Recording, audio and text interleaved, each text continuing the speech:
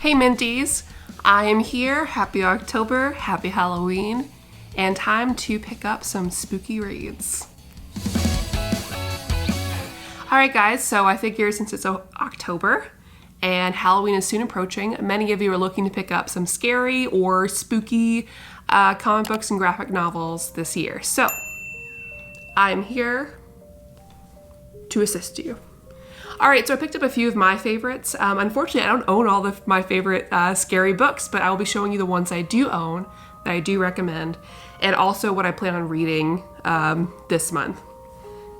Here we go. So first up, from DC, I feel like no Halloween is complete without this beautiful book.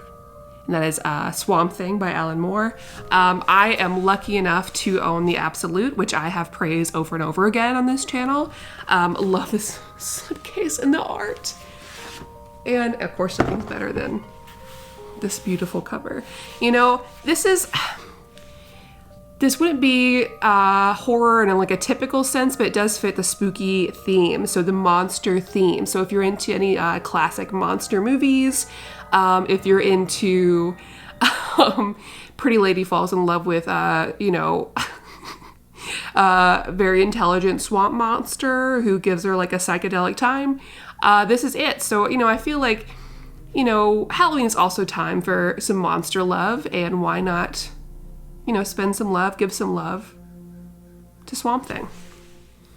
All right, so next up, one of my absolute favorites is Terry Moore's Rachel Rising. Now, if you haven't gotten into Terry Moore or tried any Terry Moore yet, like Strangers in Paradise, this is the perfect intro to jump into Terry's work. Not only if you get lucky enough to get this beautiful, thick omnibus, I'm sporting the paperback. I know a lot of people, my friends, have the hardback. I don't care. I love a nice chunky trade. Rachel Rising is such a unique experience. For one, you have such fantastic art. Like, to me, nothing beats Terry Moore. There's something about it. He is such just an impressive cartoonist. Trying to find a page that is more appropriate. There's lots of twists and turns in this book, but basically, Rachel Rising revolves around this character named Rachel who dies and comes back to life. And she's trying to figure out what exactly that means, who did this, what else is happening. And you're also dealing with some different stories that are surrounding her. Killings, some fantasy aspects, potential young devils, of course a weird priest, things like that. It gives me very Buffy vibes, not just in style, but also in tone. Just everything about this. I think if you like shows from like the 90s, if you like Buffy, if you like iZombie, if you like Veronica Mars, things like that, I feel like this reminds me of that kind of story. Absolutely love it. And not only that, but this does continue on if you're interested in some of Terry's other works, because this is a part of the Terryverse, the Terry Moore universe of comic books. They all come together eventually. And this story is continuing most recently in the ongoing series called Serial by him. So definitely recommend this. It's a nice little, to me, it's a comfort read. Now to get into some more scary territory, actually scary, first is Nailbiter. So there are 3 deluxe covers of this. I'm not sure if they are in print or not. I think not, or they're very expensive to get, but this should be readily available to read online. Nailbiter, it revolves around this town where all these serial killers come from. So they've realized that all of these main serial killers in America, in this world, they were all born or come from this one small town. And so this man comes to investigate this, while also dealing with one of the biggest serial killers, who ends up not being arrested, who's still in town, is Nailbiter. And I would describe that to you, but it's very graphic, and I'm trying to keep this very open. But this is a very graphic series. If you like true crime and serial killers and things like that with a little bit of fantasy, a little bit of like, mysticism, you will enjoy this. I know a lot of people go back and forth of whether or not they like the ending of the series. I really enjoyed the ending. This really hit everything for me. And also, look, there's a little Bendis picture in here too. Super enjoyed this. It's very cool, very bloody, very gory. And man, woo, it's It's a nice cover. Team No Dust Jacket here. Next, a very soft book. I'm all about how a book feels. Harrow County. This is so great. It's by Cullen Bunn. I'm lucky enough to at least have the first library edition. I need to get the rest. But this is another like spooky, kind of southern feel story with like witches and woods and all this monsters and ghosts and what have you. I don't want to give too much away because I think that's part of the fun is discovering what this is about. But the art is beautiful. I'm a huge Cullen Bunn fan. I think I have another one of his books in my recommendations for today. Love this. Very artsy, very cool. Look at all that. I love the rough way it's drawn as well. I think that adds to the spookiness. And, you know, no one writes like a rural area like Cullen Bunn. And this is coming from someone who lives in Kentucky. But love this. Super recommend Harrow County. Next, this is ongoing, but I believe they just announced the deluxe for this. And this is Something is Killing the Children by Tinian. And Tinian's also a great horror writer, which is amazing because he can write anything. This is another thing I don't want to give too much away of, but this is ongoing. But this has been the hottest thing of the past couple of years. Everyone's reading Something is Killing the Children. Everyone's talking about it. And they're trying to figure out why all these like children are going missing and dying and trying to figure out what that's about. And someone already knows what that means. This is also gory. This is a less kind of gory picture, but very cartoonish. Everyone's really been in love with this main character. Definitely recommend you check it out, figure out for yourself. Okay, speaking of Cullen Bunn, I said I would be returning Blood Feud. This is a one and done. You only need to read the one trade. Think Hatfield and McCoy clans, if you know what that is, plus vampires. Once again, Cullen Bunn writes Southern like no one else's business. Love this book. Ugh. Love the art. It is just... It is fun and goofy in all the right ways, and the dialogue feels so genuine, and it's love. This was a gift to me, and I have just eaten it up. And I think ever since Blood Feud is what really got me into Cullen Bunn, which is odd. Not any of the other big series, but Blood Feud is what started me. Leaning to less scary, more witchy, Abbot. For which we have a new book coming out. I don't know if it's already done or not. But Abbot is so good. It's by Saladin Ahmed. It features this detective in 1972 Detroit. She's awesome. She's witchy. There's all this other stuff going on. And while she's been kind of running away from her more witchy past, she can't get away from it. And she is just such a cool character. You're going to fall in love with her. She's so badass. Really, stands her own ground about things. And, I mean, she's really cool and gorgeous. And the art's gorgeous. And, you can't go wrong with Saladin Ahmed. Anything he writes, I'm like, yeah, I'll be there. Ahmed's on the book, I'll be there. Of course. So next, Bottom Feeders by Ezra Clayton Daniels. He's one of my all-time favorite writers. My cat wants to say hi, everyone. Like every time, I'm sorry. You're not spooky enough. He is also the writer of Upgrade Soul, which is one of my top 10 favorite graphic novels of all time. Even though it could fit spooky time, I don't recommend it for this time period, but Bottom Feeders absolutely does. Now, don't let the colors fool you and the, very unique size. But this is a very spooky book. So there's something going on in this apartment building, and this girl has just moved here and doesn't really know what's going on yet. It's very colorful and deceptively scary. What is the monster living in this apartment building? It's hard to find a place to live, especially in a big city. And you never know. Chances are maybe you're gonna get attacked. Maybe there's a real spooky monster somewhere. A little more fun, but still scary. Super recommend. Next big scary pick. Uzumaki is a classic. Uzumaki is comfort food. It's soul food for me. Junji Ito, weirdly enough, even though he's one of the most, if not the most popular Japanese horror mangaka out there. There's something about his works that kind of make me happy in a weird way. And I think part of that is because he takes like a Lovecraftian approach to horror. It's not horror in a typical sense that you're used to seeing it with blood and guts and slashers and the typical tropes. Junji Ito is definitely one of those people that's like, I'm going to choose a random thing in my environment and figure out how to make it scary without doing the typical body horror, the typical like sexualized horror, which I'm fine with also in Japanese horror, but that tends to be very typical. Junji Ito's work is beautiful, and the art's so beautiful, and it's weird. It's hard to describe to anyone. And you know, Uzumaki is my first book of his that I read, and nothing has compared to it since for me. I love all of his work. Ooh, that was a little gross. My bad.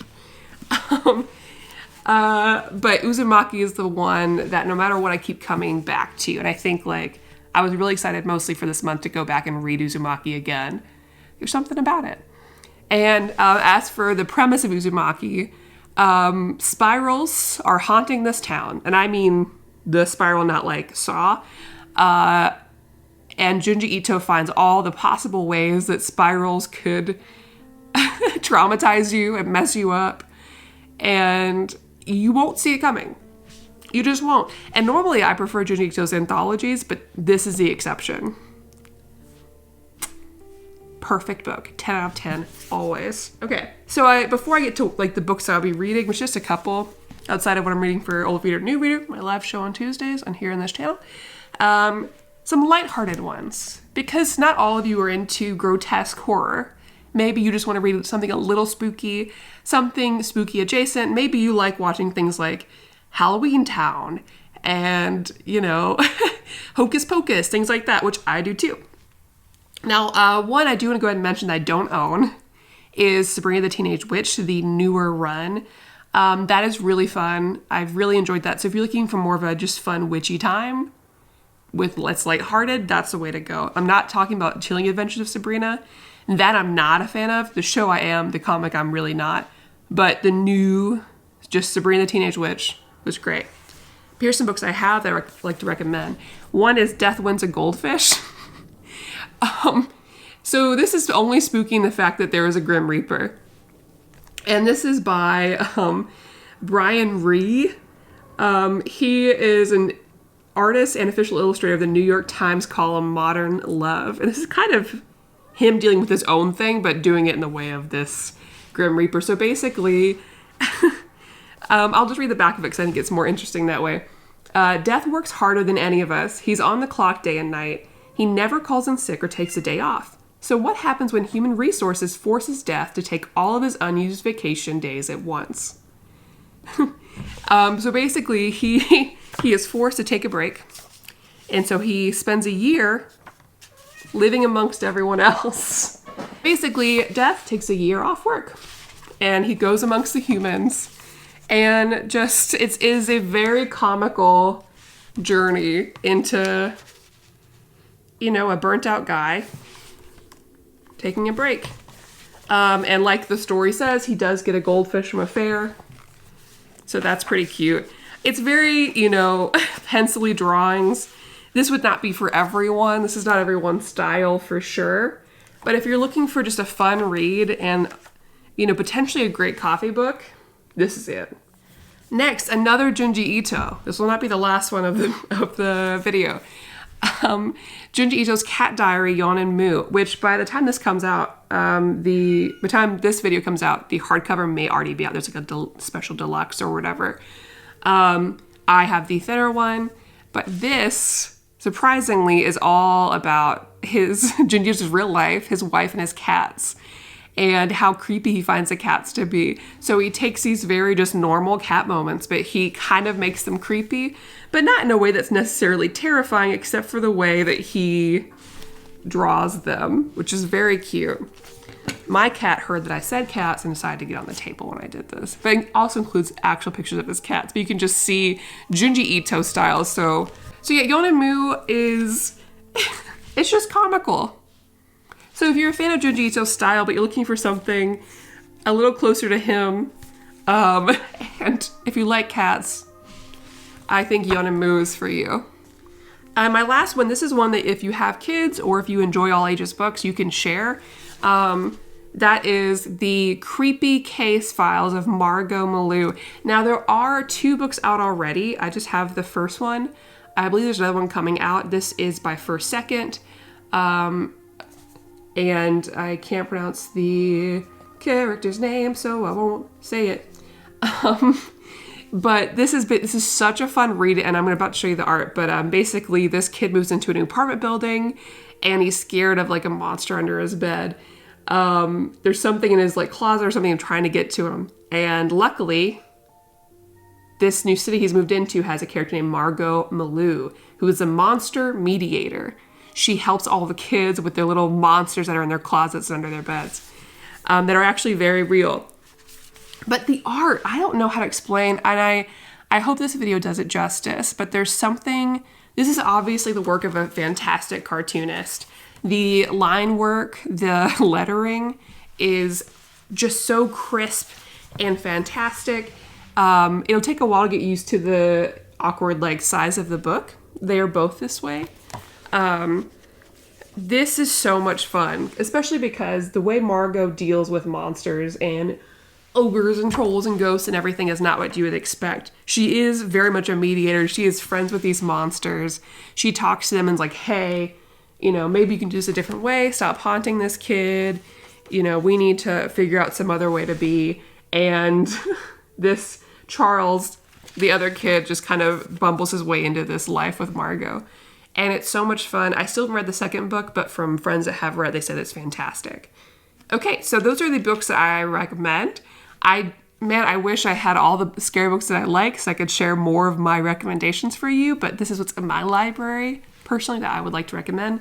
I will go ahead and show you the 2 books that I'm planning on reading this month, in addition to what I've read for Old Reader, New Reader. So please check in on that. Weekly Tuesdays, live, typically 8 p.m. Eastern.